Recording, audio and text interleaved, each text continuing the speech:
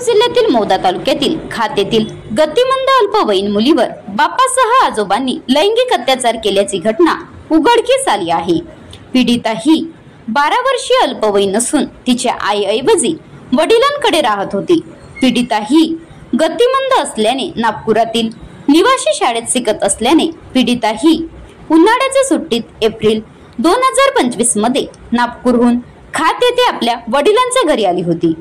April ते August 2025 या काळात वडील आजोबा या दोघांनी तिच्या गतिमंद असल्याचा फायदा घेत तिच्यावर वारंवार लैंगिक अत्याचार केला। ती शाळेत गेल्यानंतर मुख्याध्यापिकेला संशय आला आणि त्यांनी तिला विश्वासात घेऊन विचारपूस केली। त्यामुळे हे प्रकरण उघडकीस आले आहे। पीडितेच्या बाप म्हणजे रमेशला दारूचे व्यसन असून त्याने 3 लग्न केले आहेत। मात्र एकही पत्नी त्याच्याजवळ राहत नसल्याने तो व त्याचे वडील दोघेच खात येथे राहत होते। या घटनेची मुख्याध्यापिकेच्या तक्रारीवरून मानकापूर पोलिसांनी नोंद केली असून भारतीय न्याय संहिता कलम नुसार तसेच बाल लैंगिक अत्याचार संरक्षण अधिनियम अंतर्गत गुन्हा दाखल झाला आहे।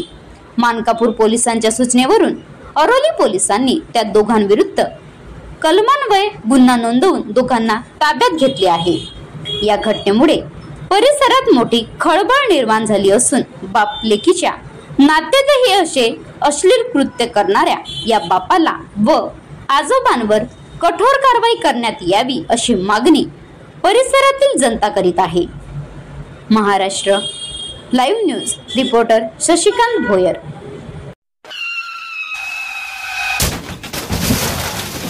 आता गाडीवर मोबाईल नंबर नाही तर इमर्जन्सी QR कोड लावा, जे तुम्हाला अडचणीच्या वेळी मदत करेल।